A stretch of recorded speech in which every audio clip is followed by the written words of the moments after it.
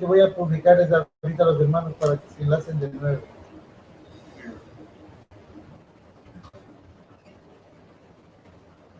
Yo cierro acá el micrófono y entonces me avisas. Ya, no, sí, estás bien tú. Quédate nomás ahí. Ok, perfecto. No, y el tema, hermano, ¿cómo se ha sentido la presencia del Ruach HaKodesh en este chaval, hermano? El tema está, wow, verdad que hoy está maravilloso este estudio, hermano, como siempre. Ya, vamos a los muros, ya, tú ya sigue nomás, ya están bien. Continuamos, hermano,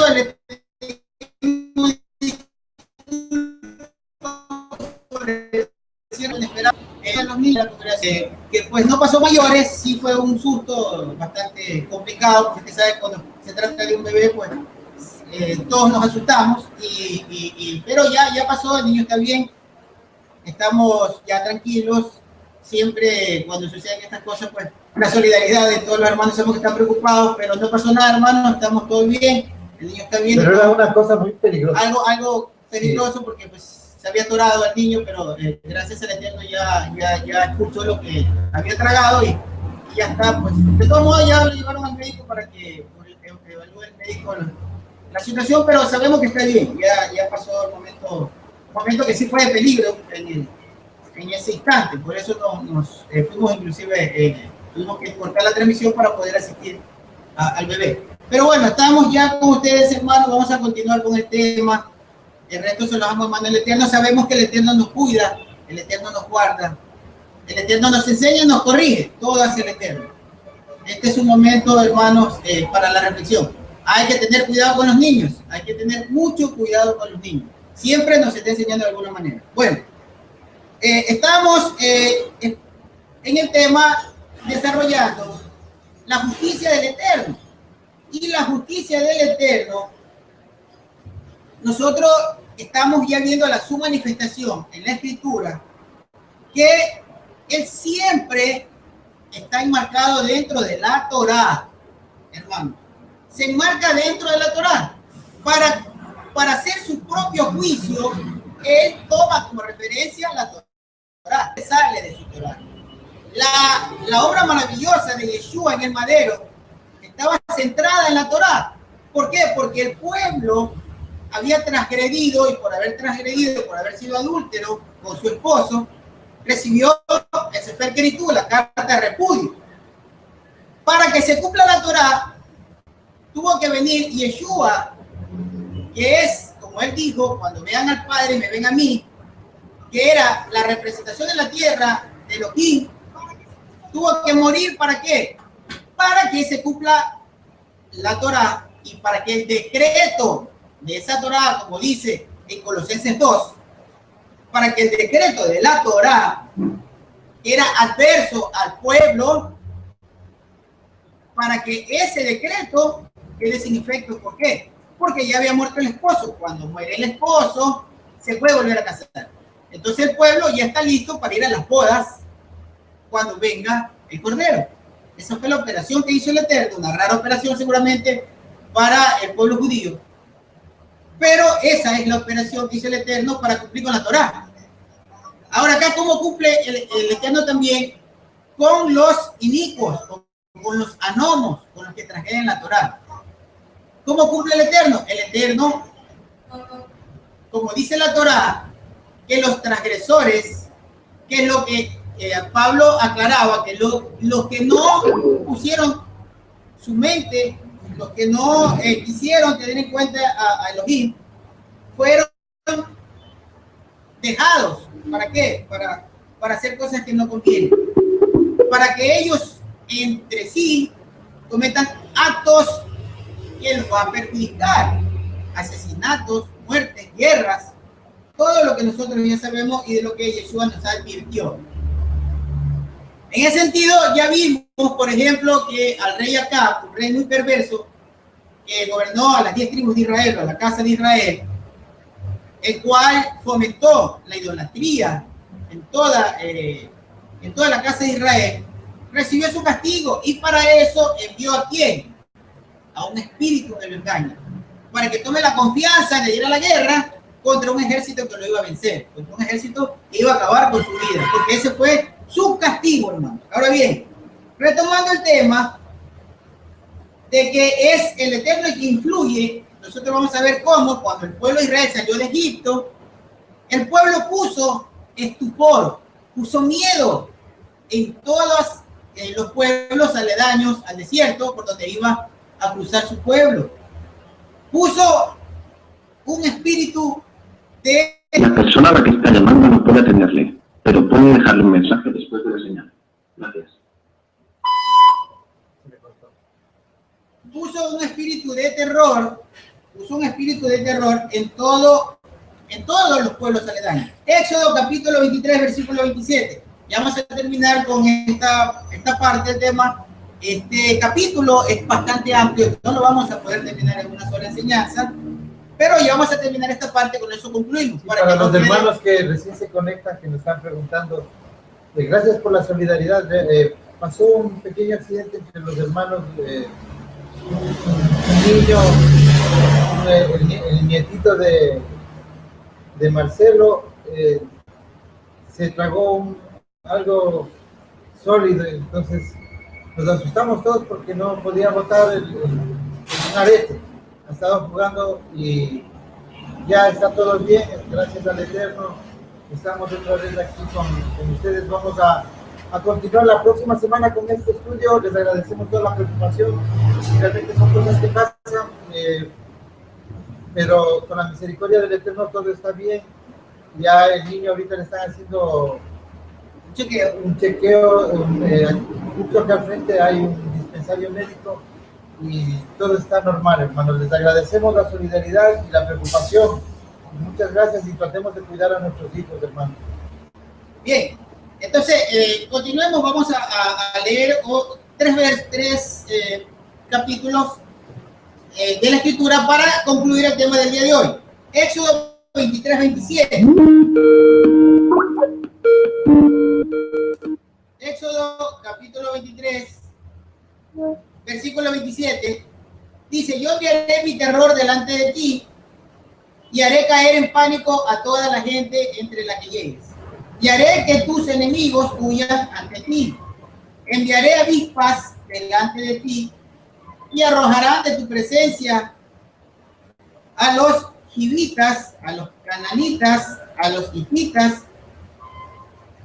No los arrojaré de tu presencia en un solo año. Mírela, todo el Eterno lo tiene planificado de una forma perfecta. No los voy a arrojar en un solo año. No vaya a ser que la tierra quede desolada y se multipliquen las bestias para tu perjuicio. Dice: los arrojaré de tu presencia poco a poco hasta que hayas aumentado y poseas el país. Mire la forma perfecta del Eterno, la influencia del Eterno en las personas. Esto es una influencia espiritual. De la misma manera hay que entender, hermanos, que opera también la influencia de los espíritus inmundos para que las personas hagan cosas que no tienen que hacer, para que hagan cosas adversamente al Eterno, para que se conviertan en adversarios, para que se conviertan en oponentes o en impíos. Cuando usted escuche la palabra impío, sepa que se trata de una persona que está oponente al Eterno, que está de una forma opuesta, que no está haciendo lo que el Eterno manda, lo que el Eterno dispuso. Ese es un impío. Entonces, eso era lo que nos explicaba Pablo en el libro Romanos, que son abandonados para que ellos se perviertan, se pierdan. Y la influencia del Eterno para ayudar a su pueblo, en este caso, fue enviar espíritu de terror, espíritu de estupor, para que las personas alrededor le teman al pueblo de Israel en su paso, para que no se atrevan y no se confederen todos en contra del pueblo de Israel y lo ataquen. Eso fue lo que hizo, y eso le dio un gran resultado. El pueblo de Israel se disponía a la guerra, siempre tenía éxito. Mira qué ocurrió con Gedeón. Gedeón fue con 300 hombres contra un gran reino de 10.000 soldados del pueblo asirio. ¿Y qué ocurrió? Ocurrió que los venció solo con 300 hombres porque el Eterno les dio un sueño a todos Y ellos comentaban el sueño y decía que venía un gran pan de cebada que destruía a todo su ejército. Y ellos decían, eso no puede ser otra cosa, sino el poder que Yahweh le está dando a Gedeón y a su ejército contra nosotros. Y Gedeón solo estaba con 300 personas. ¿Tú qué opinarías de los eventos de la Gran Tribulación? Si tomamos en cuenta que el Eterno muchas veces actúa con mano dura. O sea, y que para muchos, ¿por qué hacemos esta aclaración y este énfasis?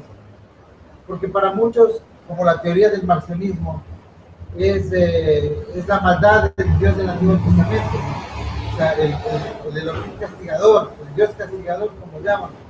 Pero realmente lo que tú estás tratando de corroborar a través del estudio es que el Eterno hace sus juicios. Claro, que el Eterno es juicio. Es que vamos a la parte lógica. Yo pienso, vamos a hablar de una forma lógica en este momento. Nosotros tenemos una constitución. La constitución y las constituciones de todos los países son algo parecidas. ¿Cómo es que hacen una constitución para que la gente la respete? Y los que no respetan las leyes o la constitución de un país, ¿en qué se convierten? En inicuos, en delincuentes. ¿Qué es un delincuente? Es el que anda al margen de la ley de su pueblo, el que viola la ley. Claro. Entonces, delante del Eterno, el que viola su ley, su Torah, se convierte en un inicuo, en un anomo, se convierte en un impío. Entonces, el impío merece castigo. Las constituciones del mundo castigan a los que están al margen de la ley. El Eterno es justo, porque esa es la justicia. ¿Por qué se le llama justicia? Es que no al que sanciona. Él mismo nos viola la Torah para que tenga validez. Si es que él no actúa de esa manera en rectitud, entonces pasa lo que sucede normalmente en las iglesias, que cada uno levanta su interpretación.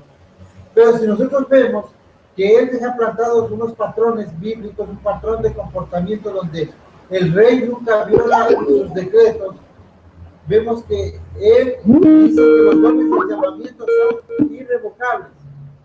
Además dice que lo que Yahweh bendice nadie lo puede resolver, ni él mismo. ¿Y dónde vemos un ejemplo de esto? Un ejemplo es cuando bajan del arca Noé y sus 3 hijos, y Noé bendice a los 3, a Shem, a Jafet y a Cam. Pero Cam comete la Reina Valera dice vio su desnudez, se piensa que castró o violó a Noé. Una de las dos cosas, no vamos a hablar de eso, pero cometió un acto terrible contra su padre. Sea cual fuera el acto que cometió, fue un acto terrible. Pero no recibió la maldición Cam, sino la recibió Canaán, en la 3ª generación. ¿Por qué no la recibió Cam? Porque él estaba bendecido. Asimismo, hermanos, ustedes deben darse cuenta que Yahweh no iba a cambiar. Yahweh permitió que Noé, por el orden de Melquisedec, transmitiera la bendición a sus 3 hijos, y después de haber sido bendecidos ya no podía deshacer eso. Por eso es lo que nosotros vemos, que el Eterno actúa en rectitud. Si es que él no permite que suceda la gran tribulación, la tierra no puede ser juzgada. La tierra no puede ser juzgada. Ahora fíjense, vamos a ver algo que nos va a ayudar a entender. El hecho de que el caballo rojo y su jinete sale a quitar la paz, que va a influenciar para que haya guerra, aún entre los perversos. Isaías capítulo 45, versículo 1. Mire, antes de que nazca Ciro, antes de que nazca este hombre en Babilonia que hizo el gran imperio babilónico cuando conquistó Jerusalén, para castigar la maldad que estaba ocurriendo en Jerusalén, porque también se había pervertido la Torá. Por eso los castigó el Eterno, les llevó cautivo 70 años. No habían dejado reposar la tierra, estaban haciendo cosas indebidas, se había acabado la misericordia, la justicia, estaban abandonando a las viudas, no estaban guardando la Torá. Entonces, Isaías 45:1 dice así: así le dijo Yahweh a Corés, a Ciro, su ungido, a quien tomó por la mano derecha para derribar naciones. Este era un hombre nacido en Caldea, este es un hombre de la región de donde salió Abraham, que eran totalmente paganas, adoraban imágenes. Además, Ciro nunca se convirtió. No se convirtió, Porque porque él sí aceptó que Israel tiene un Elohim verdadero. Ya, pero nosotros, ¿dónde podemos comprobar? Y ahí desmontamos toda la doctrina del cristianismo que dice que San Ciro le dice que no puede ser San Ciro porque Ciro no se convirtió. O sea, no fue apartado, ¿no? Si ustedes miran en el buscador de Google, busquen el cilindro de Ciro. El cilindro de Ciro es una pieza encontrada, está, si mal no recuerdo, está en uno de los museos de España, donde tiene una inscripción claramente donde él hace alusión a los actos de misericordia que hizo con el pueblo de un Dios llamado Yahweh. O sea, él... Adelante, Alejandro. Me preguntan los hermanos que el hermano Marcelo habló de Noé y de lo que hizo su hijo, que en qué parte de la escritura está esa parte de lo que él está narrando de esa violación o lo que el hijo hizo contra Noé. Adelante, Marcelo. Capítulo 10 En el capítulo 9 o en el capítulo 10 de Génesis vemos que dice que Cam vio la desnudez de su padre. Y nosotros sabemos que ver la desnudez del padre puede ser accidental, no puede ser una transmisión.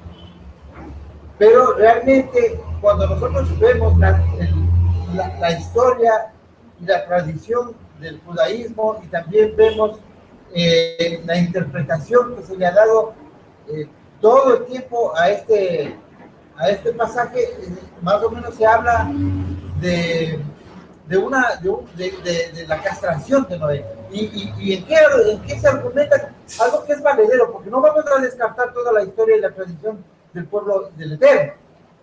Entonces, ellos argumentan que hubo castración debido a que cuando el Eterno ancla el arca en el Ararat, dice que les da la orden a que todos se reproduzcan. Noé tenía más de 600 años, pero estaba activo vigorosamente, como dice la escritura, activo como en la función de los hombres. O sea, era un ente reproductor, tenía sus condiciones y sus capacidades físicas como para poder tener hijos. Pero es el único que no se reproduce, el único que no tiene hijos de los 4 varones que descendieron del arca. Entonces se aduce a que Cam, y eso sí es valedero, porque Cam tiene el linaje de Caín. Esto ya es una cuestión que nosotros podemos ir enlazando con los estudios que hemos tenido. A través de Cam se transmitió la genética del linaje de Caín. Por eso es que Cam es tatarabuelo de Nimrod, el primer opuesto a Yahweh ya de frente, fue enemigo de Yahweh. Entonces nosotros vemos que siempre desde la tierra, por la misma bendición que recibió, cuando ustedes ven la bendición en Génesis, ven que acá le dice a Cam que servirá a su hermano, a Shem. Entonces él estaba inconforme. Él habló proféticamente, Noé, así como habló Jacob cuando bendijo a Manasés y a Israel. Habló palabras por el Ruach. Entonces no le agradó. Y él tenía en su mente dominar la tierra con su descendencia. Ellos sabían que estaban llegando a la tierra. Aparte de otra cosa, del diluvio, que se valía ponerle en mención para que tenga estos sentido de que no es una fábula. Cuando nosotros vemos la palabra en Génesis 7, que se anuncia el diluvio en la tierra, no dice en el planeta Tierra, dice en Eretz, que es la zona, el área donde ellos vivían, el área de la Mesopotamia. ¿Y cómo sabemos esto? Porque realmente todas las culturas de la época, en las tablillas sumerias, los hititas, todos tienen una historia relacionada con un tiempo de una gran inundación. Estamos hablando de cosas que pueden ser científicas, comprobables, porque si nosotros hacemos un estudio aquí, en las capas geológicas, no vamos a encontrar ningún rastro del diluvio, se nos va a acabar nuestra fe por no haber profundizado en el contexto real de la escritura. Entonces nosotros podemos tener un acceso al escudriñamiento de la palabra. No quiere decir que la leamos literal y si no está ahí, nosotros nos quedemos solo con lo que está ahí y sin interpretación. O sea, realmente nosotros debemos armar el escenario, tomar lo que el Eterno nos ha dado y desglosar la historia. porque no olvidemos que dice el mismo Eterno que otra de Elohim es esconder un misterio, y gloria de Elohim es esconder un misterio, y honra del hombre, del rey, es escudriñar. Así es. Bien, entonces, como vemos en el libro de Isaías, capítulo 45, versículo 1, que dice: así le dijo Yahweh a Ciro ungido, a quien tomó por la mano derecha para derribar naciones delante de él, para quitarle los cinturones a los reyes, para abrir puertas delante de él, sin que ninguna puerta quede cerrada. Yo iré delante de ti y allanaré las montañas que se alzan, romperé las puertas de bronce y haré pedazos las trancas de hierro. Yo te daré los tesoros escondidos en la oscuridad y en lugares secretos, para que sepas que yo soy Yahweh, el Elohim de Israel. Él nunca le dice yo voy a ser tu Elohim.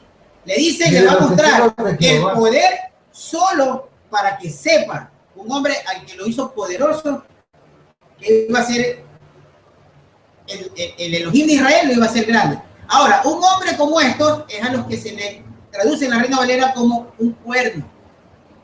La Reina Valera traduce las bestias de Ezequiel y de Daniel en las visiones.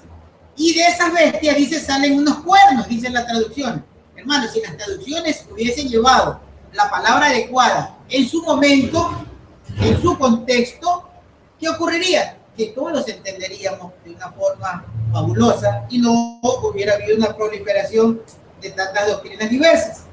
Por ejemplo, veamos en Daniel capítulo 7, versículo 7. Ya vimos la influencia del Eterno, cómo influencia el Eterno, cómo lleva, cómo personas, grandes personajes de la historia, y eso va a ocurrir de nuevo.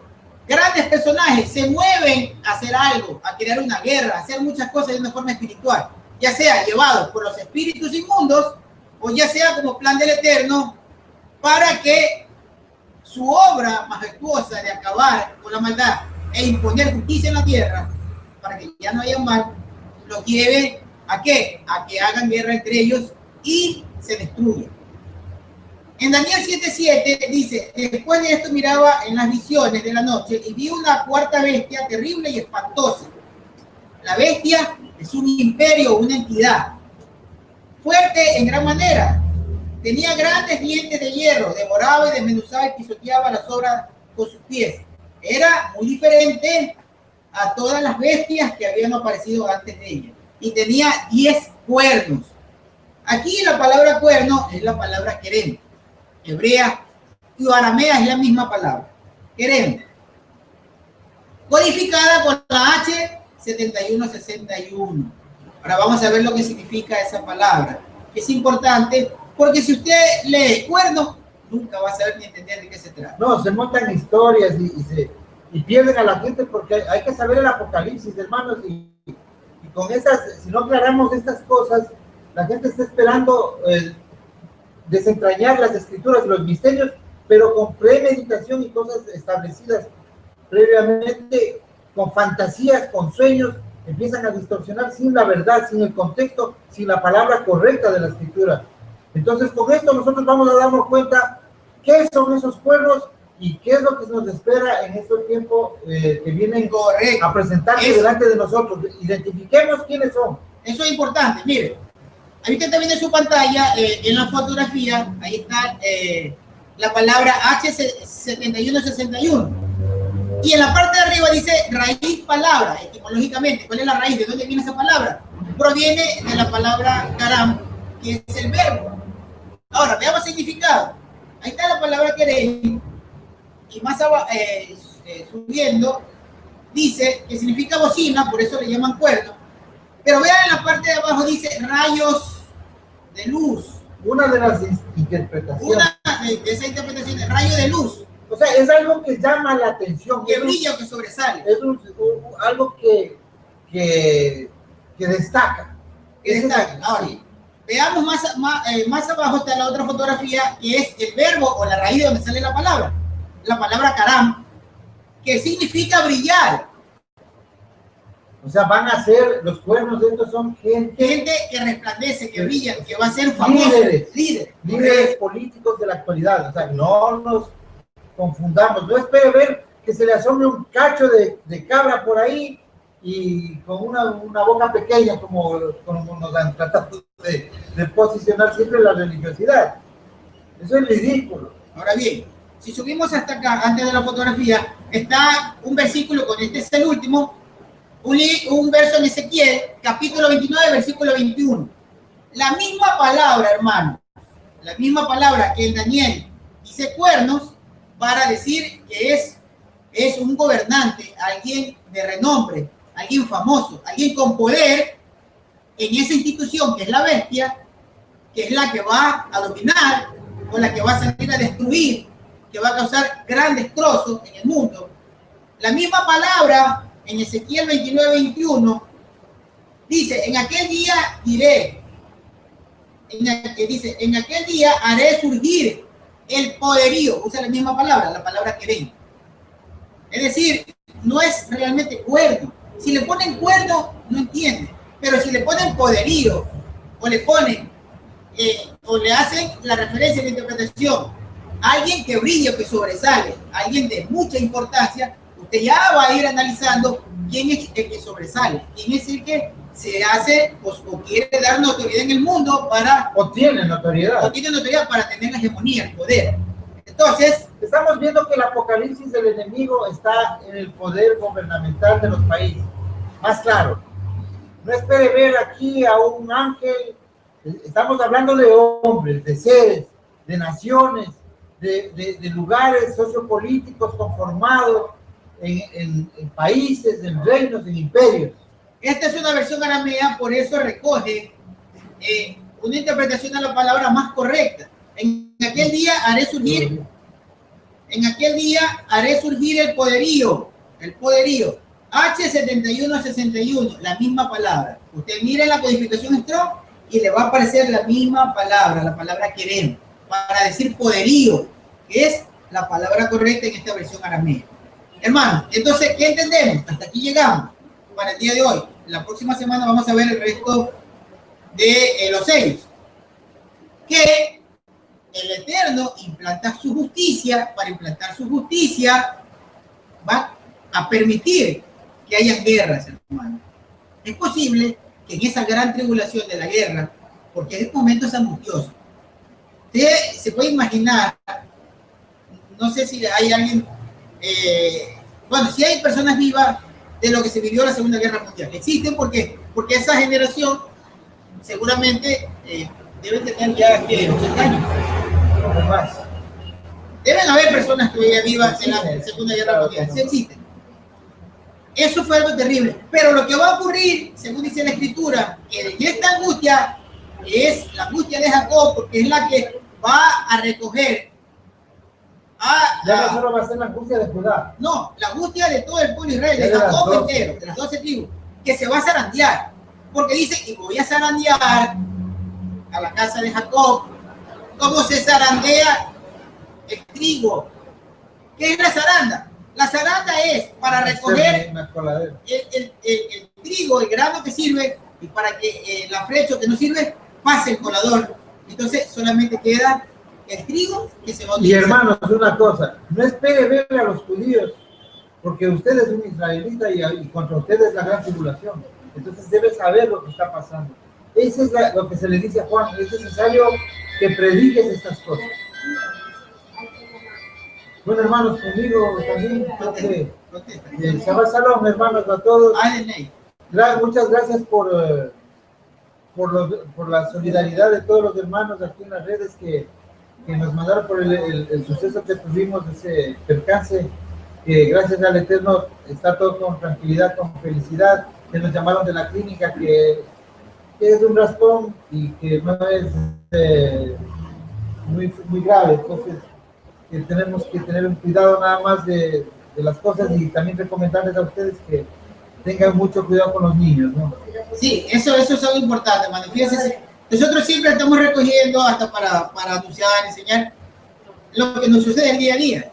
Entonces hay que tener cuidado. Los niños necesitan cuidado, hermano. Mucho cuidado, porque puede ocurrir un accidente que nosotros o sea, a veces se nos escapa de las manos.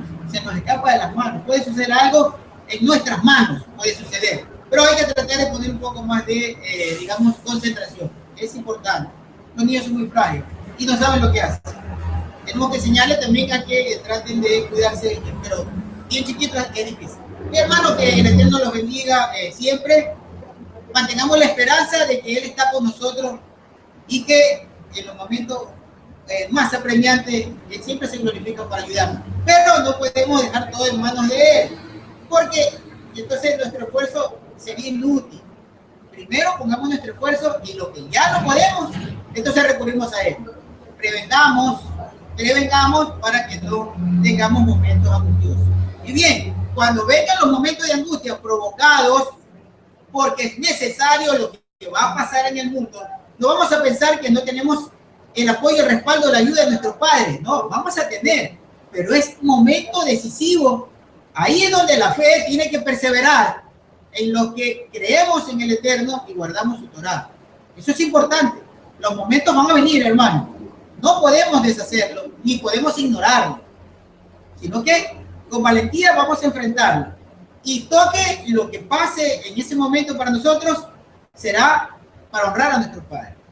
Pero Él nos va a ayudar, nos va a proteger, porque la Escritura dice que el que invoque el nombre de Elohim, ellos pasarán, avanzarán, ellos se escabullirán. Y en el capítulo 91 de Salmos, salvación, escabullirse. Es escapar de la gran tribulación. Eso es salvarse. Salmos 91, léalo, imprímalo, guárdalo en su corazón, porque dice que caerán 1000 a diestra y a siniestra, pero que nosotros seguiremos avante con la ayuda del Eterno, porque vivimos a su sombra y estamos bajo su morada. Que el Eterno los bendiga, hermanos, en el nombre de Jesús HaMashiach. Hasta la próxima semana. Shalom, hermano.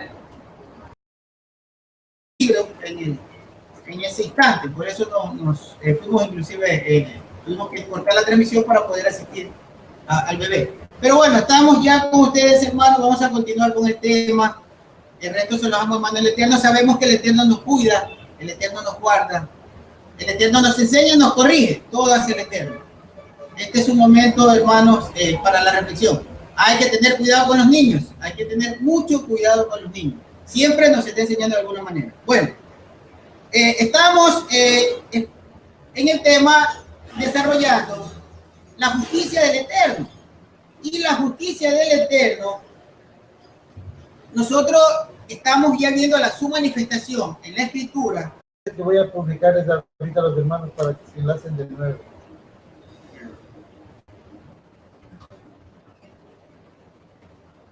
Yo cierro acá el micrófono y entonces me avisas. Ya, no, sí, estás bien tú. Quédate nomás ahí.